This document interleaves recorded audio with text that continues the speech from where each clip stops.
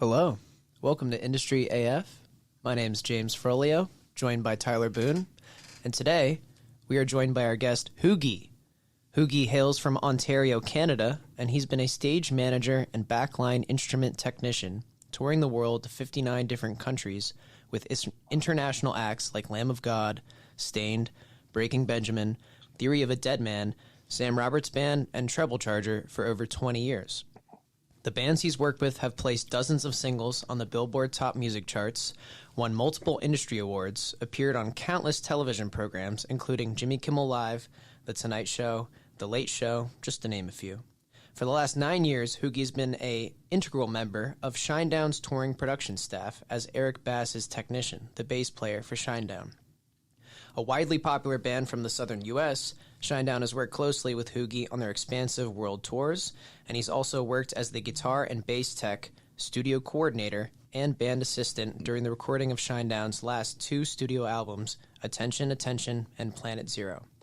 Hoogie's an essential member of the touring and studio ensemble for the group, and with his expertise, experience, and knowledge, he's an integral part of their continued artistic and commercial success. Not only working on the road with bands, Hoogie is also the founder of WB Gear, an artist relations group connecting musicians with the gear they need to succeed, supplying featured brands such as SIT Strings, Revv Amps, Bestronix, Intune GP, Guitar Gifts for You, and more. You can find him on Instagram and Twitter at Hoogie on the Road. Hoogie, welcome to the show, man. Hoogie, thank you. That's quite the intro there. Thank you very much. It's very poetic. How you doing, Tyler? How you doing, bud? Good to see you, man. Thanks for wanting to do it. I always wanted to bring on a podcast after I did yours during the pandemic. You and that DJ, right? Yeah, me and Mark McKenzie. Mark was a DJ at the time. He's now he ran for city council and got on in Windsor, Ontario, and has gone that route. What a career change! Well, the station folded and they went country. Yeah. That's not rock and roll. He wasn't feeling it, and so he tried working at another station, and just it was too far from home. Didn't work for him. So now he's thriving in regards to what he's doing now with the city and whatnot. But it's good to see him. He's happy. He's doing what he wanted to do. So yeah, man. But dude, I feel like you're thriving because there's a moment there where I was like, man, dude, we need to get Hoogie back to work during the pandemic. And dude, there's been some Shinedown tours, man. So super stoked. I totally feel like they were one of the first bands out doing shows at a normal size again. Totally. And we haven't stopped. Outside of this break we are on right now it's about a 4-month break. We've been off since December 2nd. This is the longest break we've had off since the pandemic. Like, we were probably taking off 2 weeks here, going back at it. And if you think about it, we started touring July of 21. Wow. The new record didn't even come out until July of 22, and we've already had a year of touring under our belt. So, yeah, much deserved time off, and focus on just other projects I got going on at home and artist relations projects and whatnot. For sure, man. Yeah, it's just been cool. I mean, I met you years ago when it was what album was it? Attention. Right? Yeah. That's when it... Actually, it was before that. Threat to Survival. That's right. No, yeah, you're right. Because then I moved. I moved to Nashville. Yeah. But it was our first big. I want to say it was our first big pre-production. We were, if I recall, we were in Nashville at the Annex, and me and you met that day. You were working that day. Yeah, dude. I was crew one. Just making $10 an hour building the stage. Hated that freaking job. And then you guys walked by, and I'm just like this little boy, you know what I mean? Like this little, not cool at all, you know? And they're like Bass and Hoogie, like, come on the bus. And everyone's like, you know those guys? That was a cool moment for me because I'm wearing like a construction hat. And, you know, I just hated life then. So that was cool. And it was really cool to see you guys rehearsing. That was nuts, man. It was like a concert. But yeah, man, but we're super stoked to have you, dude. Always, you know, had major respect for you. And, you know, James here's a musician, and we like to bring music people on here. So, yeah, man. Likewise, guys, boys. Yeah, you know, you've been just nonstop with what you do, Tyler, and all your, you know, solo stuff, and then just what you've built out of, you know, the Bourbon brand with Boone's. Like, thanks, man. That's just amazing. Yeah, I used to come sneak bottles into NAMM. Yeah, give you we bottles. used to put them up at the SIT booth, and you know, people would come along and see it, get a little sample. So Get a little drunk. I hope NAMM gets back to what it was. You know, one day. It hasn't been ever since the pandemic. Hasn't been since the pandemic. This next one that's coming up in, I think it's the middle of April. Yeah, it's not looking too good. Same. I know. There's a lot of brands that I know that are just, they're not wasting their time. It's not worth spending $25,000 to go, you know, do it. Shake the hands that, you know, it's insane. It's insane how much NAMM charges for those people to be there. I know, man. You know. I got sick one year really bad. I got the NAMM flu. So the NAMthrax. Yeah, you're just shaking hands, dude. You know. And then we saw Bob Weir backstage or like a private show at D'Angelico, and it was cool. But I was like freaking dying. But yeah, I mean, it's just always been cool to travel, and then I see you somewhere, and and I'm glad to finally do this with you, man. And James, fire some questions that you got for Hoogie. Hoogie, for the listeners who don't really know exactly what a stage manager or a backline technician is, can you explain to us, like, what's a day in the life working with Shinedown on the road? Like, what's going on? Well, like, for me and what I do with Shinedown, I take care of Eric Bass live. Eric is, if you go see any Shinedown show, he's the dude playing every instrument but the drums. Pretty much. He's piano, keys. We've got acoustics on stands. We run in and out during the show. He plays during any different verses or breakdowns. He's bass player as well, vocalist extraordinaire, man. Like, that dude, every song is on the mic doing backups and stuff. So I take care of him and all of his on-stage needs. We load in, backline usually loads in around 11-ish, and we have everything up and running around 2 p.m, so we can decide if the band's going to do some type of sound check that day. If the band doesn't do a sound check, we the crew members, we've actually learned a couple songs, and we've been just goofing around. We've got a great crew of guys, backline guys. Drew, sax guitar tech, Ricky's Barry's drum tech, the three of us. We have a lot of fun together. That's cool. Solid backline guys right now. So yeah, we'll do a couple songs, and then we'll usually turn the stage over. At what point after sound check is when I usually dive into going through the instruments. When we're touring with the A-Rig, I have 20 instruments for Eric. Wow. I got 17 basses we're up to and 3 acoustics. And we use them all pretty much. So, there might be 3 we don't use. He is currently touring with 6 different tunings. Yeah. So, right away there's 12 basses because I'm always one to be, let's have a backup for everything. Yeah. So the set list is really dialed and intentionally, you got to have this bass for this song and this guitar for this song, and it's all there's a set change. There's a guitar change every song. Yeah. Or if he's not playing guitar, he's on the piano. If he's not on, then there's some songs where he's performing the piano at the beginning and then he goes on the bass and stuff like that. Well, he's doing stuff like that when he's on, I call it an auxiliary instrument, the acoustic or the piano. I'll mute the whole bass rig so he doesn't have to roll the volume up or down. He just goes on the strings. It'll be on. I know, that's when he's going to start playing the song. Or as well, I do a combination of the two of us. We'll do the dirty. Eric's rig is basically goes from the wirelesses. Oh, hey, my cat. It goes from the wirelesses to basically into a radial JX44, which splits off into a clean tone and into a dirty tone.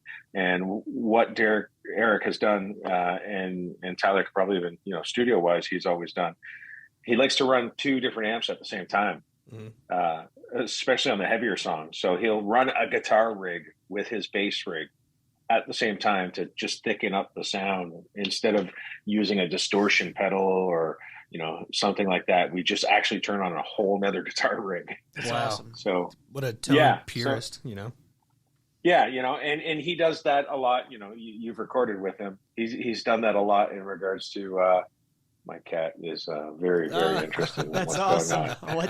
That's awesome. We're getting another guest here on the podcast right now. Yeah. This is they call the cat Luna. Or Kit Kat is the cat's nickname. But yeah, we rescued her. She was found as a kitten, and yeah, she's been That's a fun. good kitty ever since. But yeah, she wanted to say hi to you guys. That's awesome.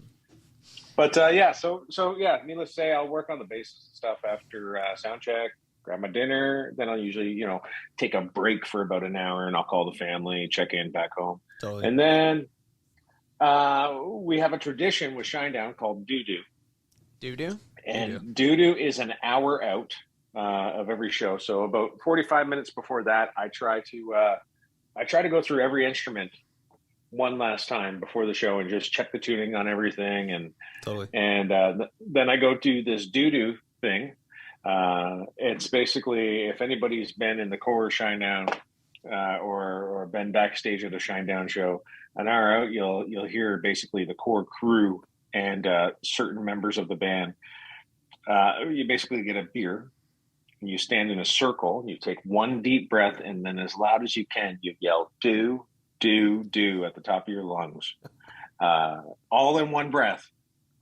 And then you cheers everybody with a weird eye, and then you get to drink your beer. Nice. It's a tradition, And if you've been to a show and you've done it, you have to be there an hour out every time. And if you miss it, you don't get to come back. That's cool. It's a whole thing. What kind of beer are you usually grabbing? For me, I try to travel with. I'll try to bring a case of beer from Canada. I love Alexander Keith's. That's my jam. I think you know that. But Barry is Dale's Pale Ale. That's a nice one. That's always in the fridge.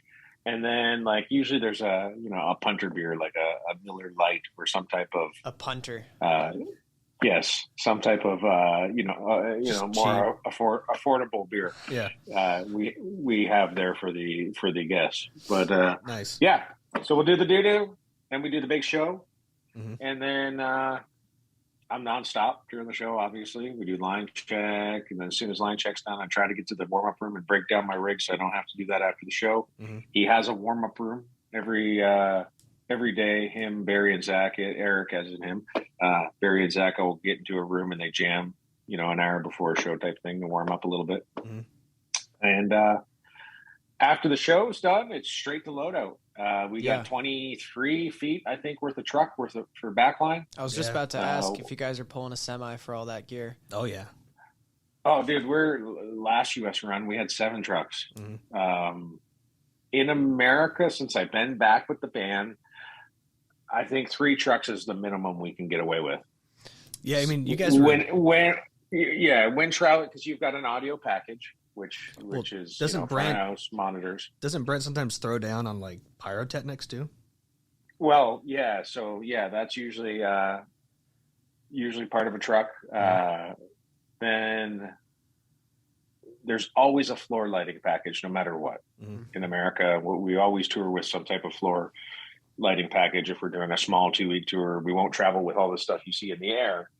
We won't travel with the PA, the racks and stacks type thing. But, we'll travel with the front of house console. We'll travel with the monitor console, the side fills, the video wall. If there's a video wall, we'll travel with.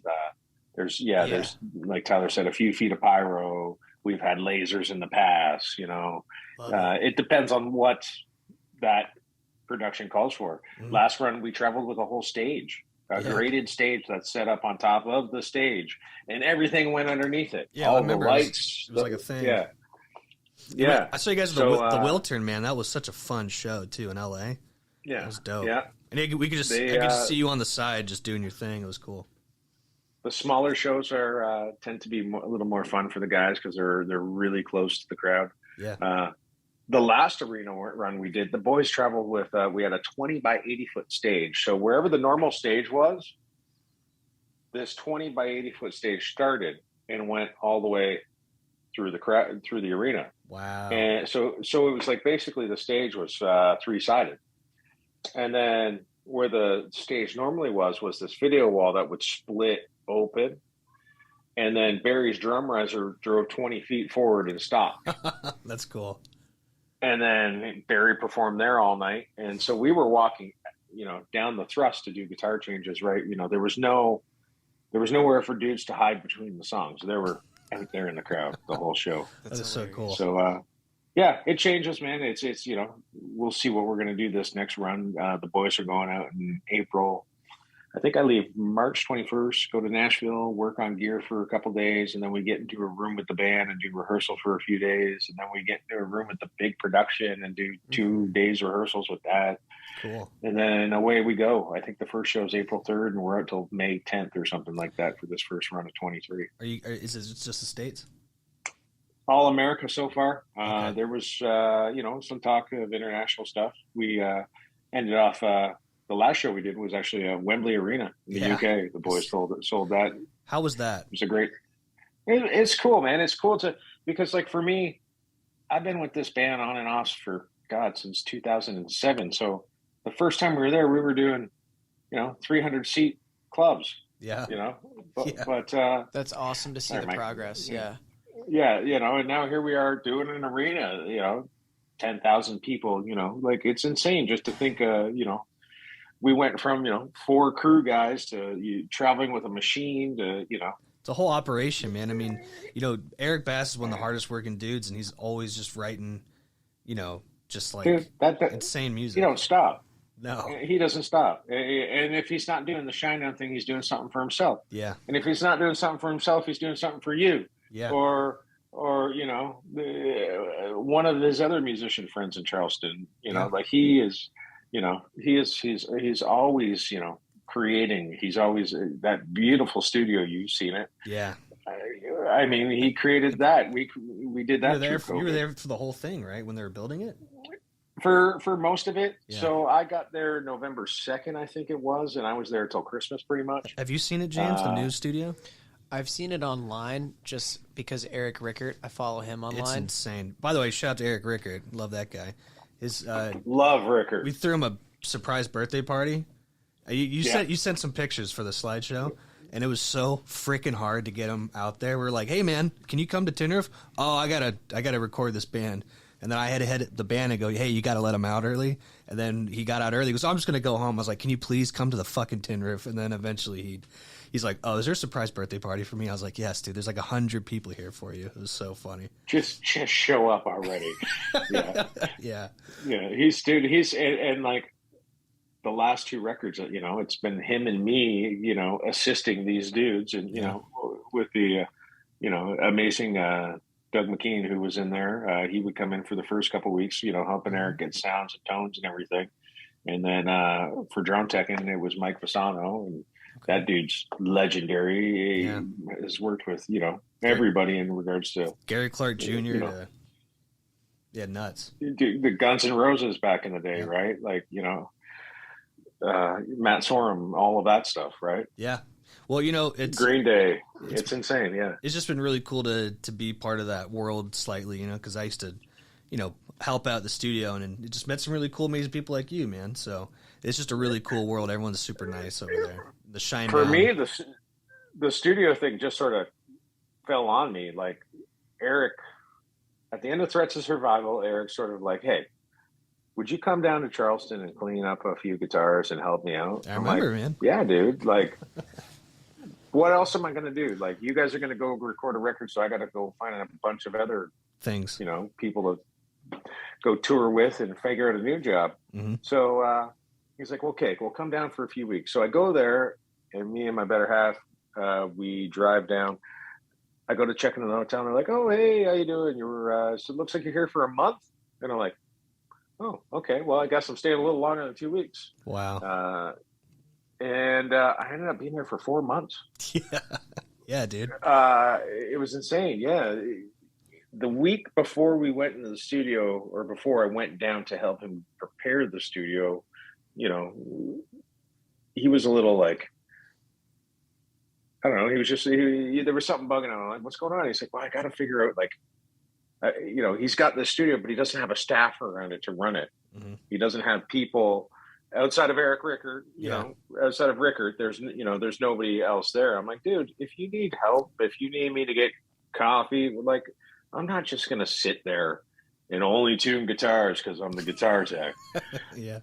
So I just figured out, like, hey, this could be a job for a few months. And I figured out, you know, I'm going to pick up some groceries on the way in every morning, get them what they like, you know, clean the studio. You know, I would go in an hour and a half before them, get it ready. They would come in after their workouts and, you know, okay, what do you need? And I would set them up with what they need. And then I had a little office. I would go hang out there and I would check in, you know, throughout the day.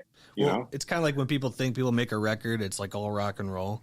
It's like it's like going to the office, you know, when you're making a real record, you know what I mean? So it's like, let's get there early, let's clean up. How's everyone doing? You know?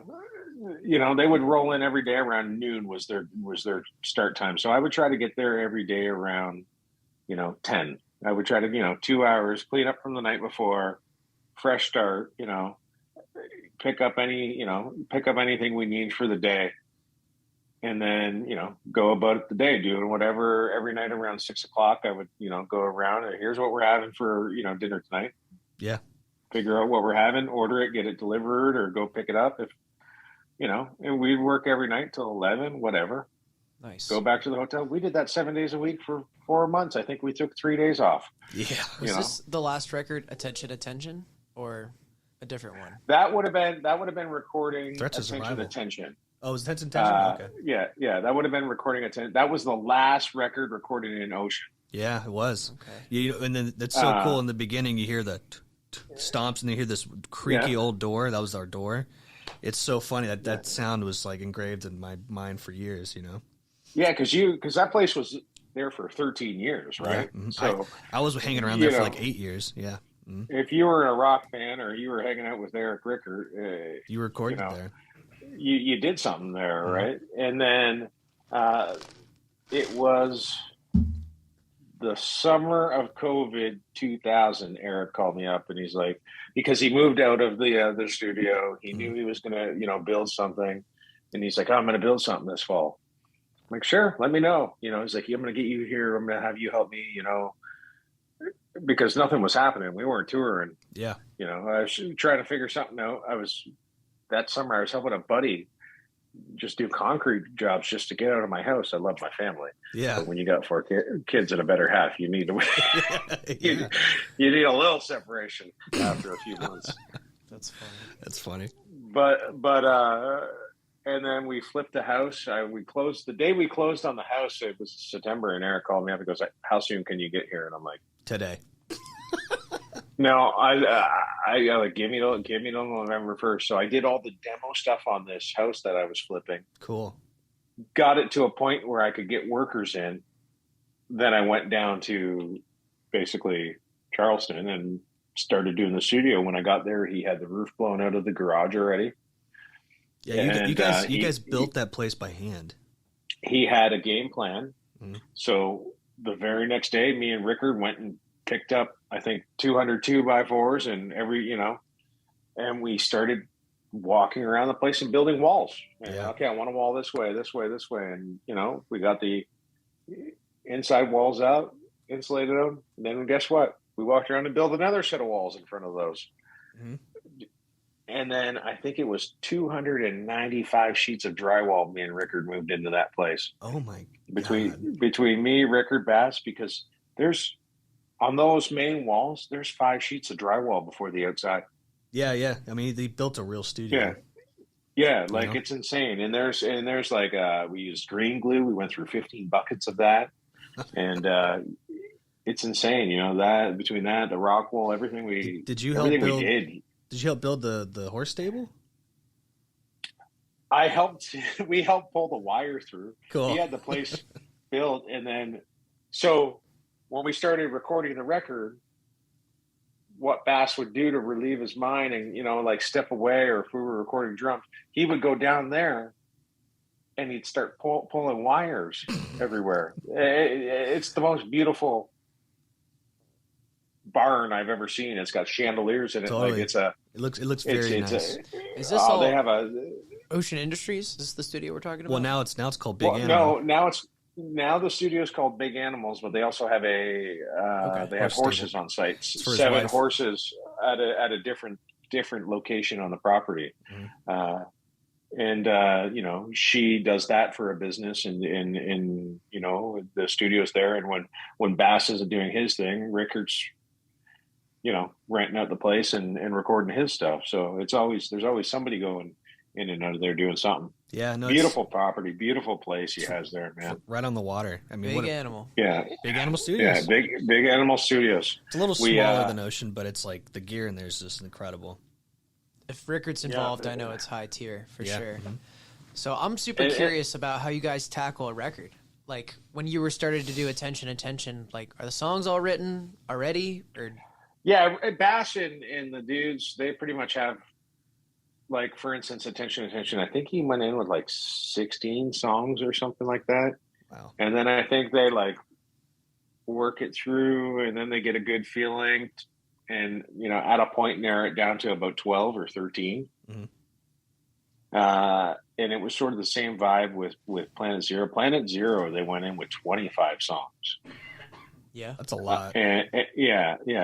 And it was Planet Zero was pretty cool too, because it got to a point, after a few weeks when I was down there, that record was still being written while the studio was being built 100 feet away.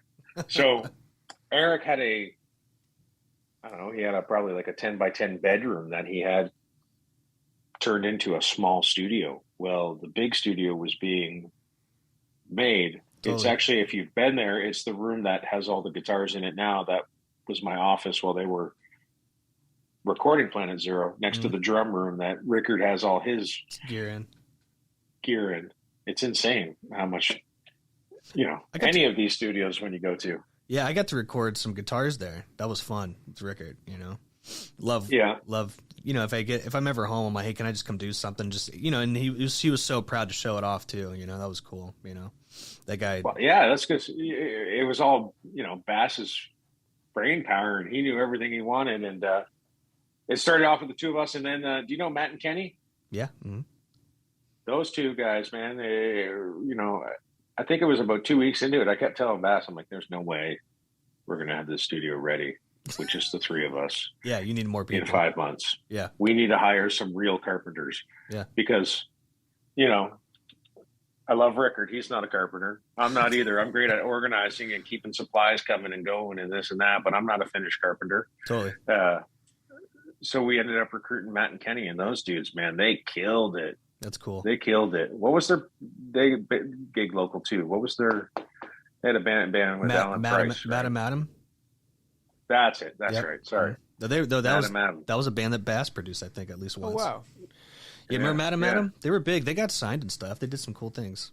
Yeah, they did some cool stuff. Yeah, but the bass player and the drummer of that band have this fine carpentry thing they do, man, and they did all the So we got them involved, and then it was this thing where we would get supply lists, this, that, and I'd make sure stuff was there. We would help them. Bass would come out every morning, tell me what he would want done, and then he'd go in the house, and him and Brent would keep writing songs. And cool. We did that for a month or so, and then I came home for Christmas, and then they kept going nonstop. Mm-hmm. And then I came back, I think in February, and we started moving gear into the place and getting it set up. And from there, I think it was May 1st, we recorded the first record in there. Wow. Like it was, there was no off time, testing. There was no like, okay, let's get a band in here and see let's record the first Shinedown record. Wow. That's so cool. And that album, Planet Zero, man, it's like a concept album. You know what I mean? It seems like the last couple records are concept-ish. You know what I mean? Like Planet Zero has its own little vibe in the beginning, and like yeah. I'm like, that sounds like bass all over the place. Yeah, you know? attention with has its own thing. Just the last couple records, they definitely have each record has its own image. Totally. It's cool. It's a cool album, man. And Planet Zero, when that thing dropped, I mean, dude, it was like #1 rock song in like a ton of countries. It's like they just keep, they're like climbing still all the time. It's so cool to see. And honestly, it couldn't happen to a better bunch of dudes. They're just so super awesome. Mr. Smith is he really is a dude who give you a shirt off his back. He's all of them. They're all super fucking sweet. Yeah. That's important to the team. Right? Yeah, well, they're just hardworking dudes, and seriously, in the music industry, you always hear like, "Oh, that band's a dick." You never hear anything about it. Just they're the nicest guys. So, dude, I got Bass to mix one of my songs during the pandemic. I just was like, I bet he's not doing anything. So I pitched it to him, and he's like, "Actually, I'll do it." I was like, "No way," and it sounded so amazing when I got it back. So. And I kept bugging him, like, can I please pay you? And he just ignored it every time. I was like, dude, you're just the nicest guy in the world. So he honestly, man, the last 8 to 10 years, man, it's been a pleasure working with him in regards to that. Yeah. Well, dude, I mean, we got a couple more minutes, so let's get some more questions in you. Yeah, let me know. Let's go, James. I got an hour before I got to pick my kids up. There you go. All right, so I've seen you've toured with a lot of metal bands. Seems like you're specializing in the hard rock kind of vibe. Used to tour with Lamb of God. Yeah, I'll let you in on a secret. Tell us. I'll tour with whoever pays the most.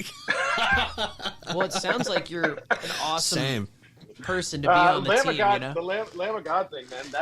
That I loved it. I used to work for Breaking Benjamin, and Breaking Benjamin had a manager named Larry Mazer. And Lamb of God needed a guitar tech, and Larry called me up. And that was right around the time I had the falling out with Shinedown. Oh. Because, I worked for the guys for a few years, and I departed for about 5 years. Wow. I didn't know that. And yes. Yeah. And so Lamb of God, I toured the world with them, man. It was crazy. I went through a murder trial with them. I got to see a lot of things. I took care of stage right, Willie Adler and John Campbell, both great dudes. Still talk to him to this day. Willie gets his strings from me. We got a signature set with SIT. Cool. But I got to see places I never thought I would have, in doing this, right? Totally. Probably a lot of Europe, right? For sure. A lot of Europe, Asia. We went. My first tour with them. I was actually that summer of '09. I was working with a band from Canada called Finger 11. Yeah. Oh yeah. And we were doing weekend stuff. And my last show with Finger 11 was we went down and did a show for the Canadian troops in Afghanistan in Kandahar on the base there or whatever. Like a USO thing. Yeah, but Canadian version. Canadian version. Cool. Yeah. So we we flew on the Prime Minister's plane to Dubai. Wow. And then we took a Herc into Dubai, from Dubai into Afghanistan. And we lived on the base for about 4 days. And we did a show right in the city center. And there's 43 countries at the time that were there living together. Americans, Canadians, Brits, Aussies, like, it was a big community. They had like a boardwalk. They had like these restaurants. They had this whole, there were civilian jobs. There's all kinds of things that I couldn't believe, like totally. They had this whole, they brought this whole world or, little city over there and built it up. And every 6 months they would bring in different bands to perform just so the people over there fighting could forget about whatever. Yeah. It was cool. You walk around, you're meeting troops, you're having dinner with them. What a cool experience. But so I did that, and I flew back to Ontario, and then I got on a flight right out of Ottawa, flew straight into Nashville, got in that day, and I went right to Bridgestone Arena where I had to build Willie Adler's guitar rig. Wow. I had the specs from his last guy, because his main rig was staying in Europe. We didn't have time to ship it back and forth. Yeah. Made his rig, and then the next night they opened up for Metallica at Bridgestone Arena. Hell yeah. And I started the Metallica tour with them, and we went everywhere with Metallica, man, all over the US. They went all over Europe with them, Australia. It was insane. Like, oh, dude, you know, I didn't get to you're even doing like go ahead. multiple nights at, you know, some place. Like, it just, yeah. Well, I didn't get to catch you at a Louder Than Life.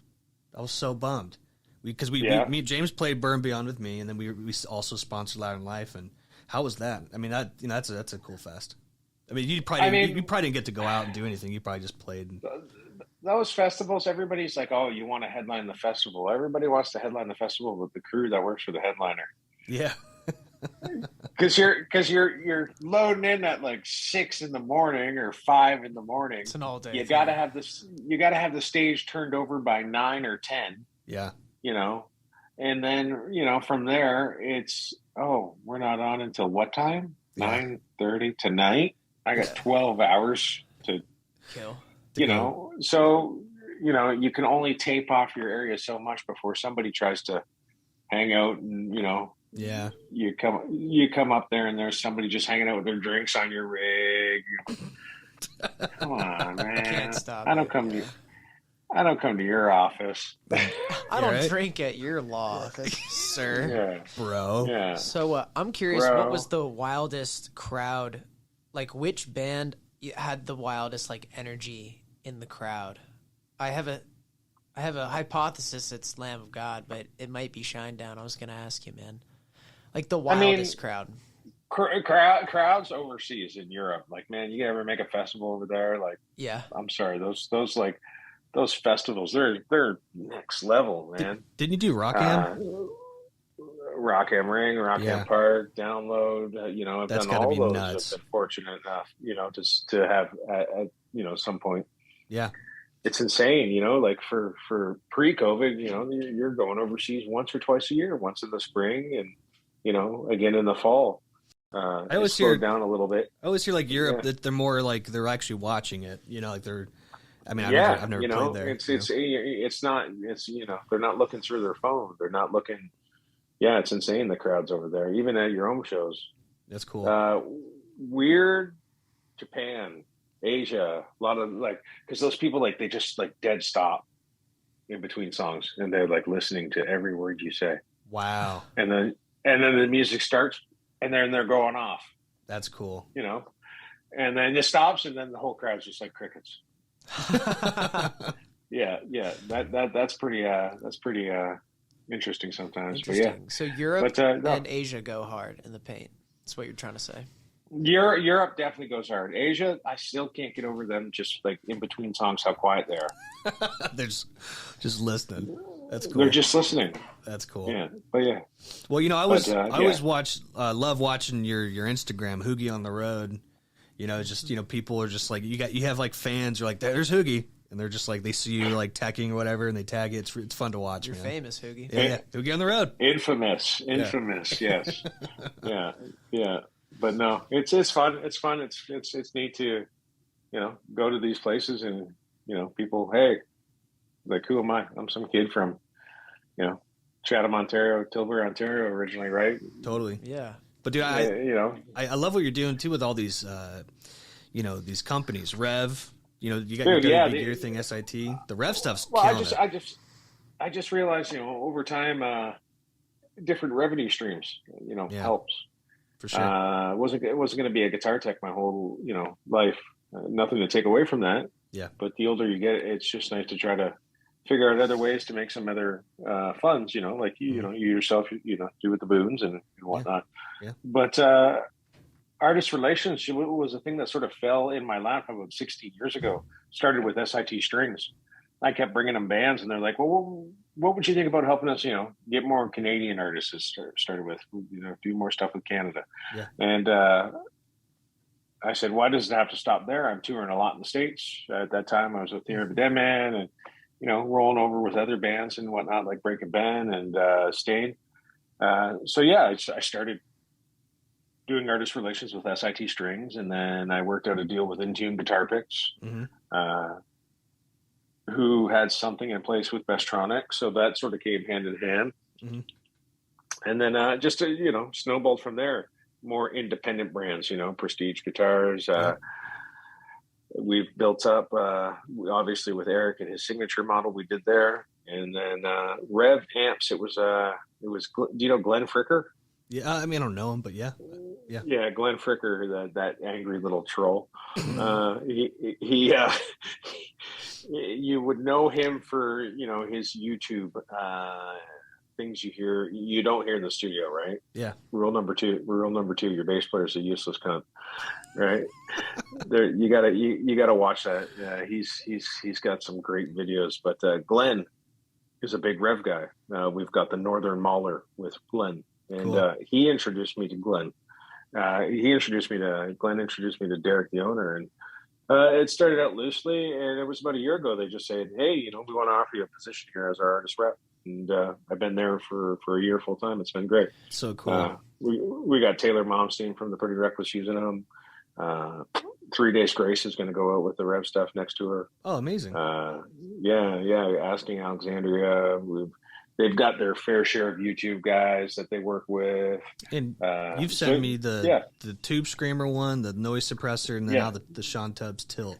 The Tilt one's nuts. So you've got the Tilt is nuts. It's got the boost on one side, and it's sort of like a hybrid G3 and G4 on the other side. Kind of, yeah, for sure.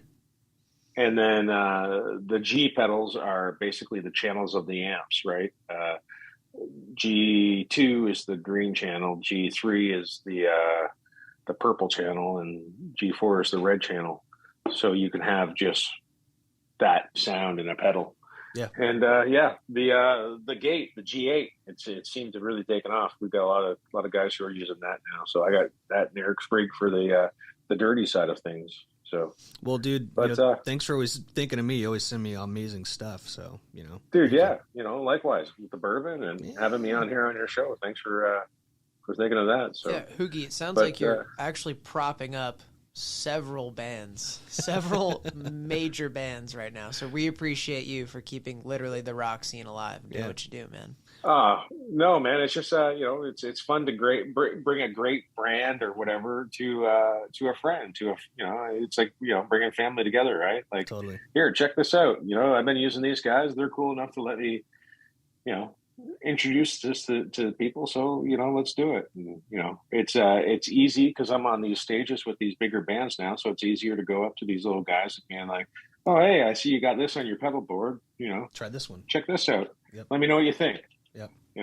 I've over the course of just even the last year, I've done that a handful of times, and I've made some pretty cool connections and friends with some pretty cool guitar players. Well, dude, man. Yeah. Well, let's do one more question. And let's let Hoogie plug anything if he wants to plug something. Yeah, I guess there's two little ender ones for you, which is, what's the next project you're most excited for? And then, where can we follow up with you online? The next project I'm most excited. I'm ready to get back out on the road. Ready to get that going. I've been working on not a music project at home that I'm pretty excited for that to wrap up too. Nice. I've been building this Airbnb type house right on Lake St. Clair. Dude, good for you. That's awesome. And I want to do that. Literally, I was doing that. That's all I've been doing the last 2.5 months. I'm like, okay, let's see if I can even remember anything about my industry. Yeah. I've been dealing with trades and contractors and scheduling them, in and out and everything else. And it's almost like putting on a show, though. Just totally. Dealing with bands and getting them to come and go at the right time. Stage managing for an Airbnb production. There you go. Yeah. We could make our own HGTV show or something like that. We should think about that for rock and roll. A rock and roll HGTV vibe. Yeah. Sponsored by Boone's. Yeah, there you go, baby. We're about to get the Boone's in Alberta, and then so hopefully we can get it over to your section. Would love to demo a wall with you, Hoogie. Oh, that'd be fun. Wouldn't that be fun? Demoing walls, just insulation. With let's bourbon. Drywall. Listening to the new Shinedown record. Let's trash this wall, man. Yeah. But I've been working hard at that, and getting that to a point where it's making a revenue.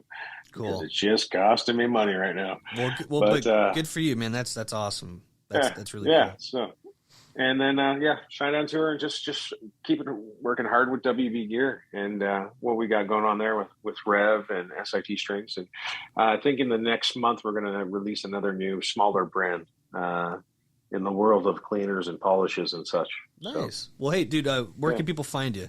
Give all the tags. You can find me Hoogie on the road across the board, pretty much on all social medias, Twitters, the Instagrams, and the Facebook. Or I've got the business end of thing. It's WB Gear. Cool. You can find that on the Facebooks and the Instagrams and the Twitters as well. Haven't gotten into the TikToks and don't have to in that world. I don't know if you've gone that avenue yet, but. No. Cool, man. So we got Insta and Twitter at Hoogie on the Road, and then WB Gear online. Yes, sir. Yeah. Well, dude, check it out. Thanks for coming, man. Love you. Seriously, love you, man. Thanks for doing it. You and I talked about like 2 years ago. We should start a podcast. So when I started this, I was like, I got to bring Hoogie on. So, dude, thank you so anytime. much. Maybe we can do another one of these from the road. Have you? Oh, that'd be so cool. So, hey, we'll love you, man. Oh yeah. You have a good rest of your day. And be safe, boys. We'll see you, dude. Cheers. Take care.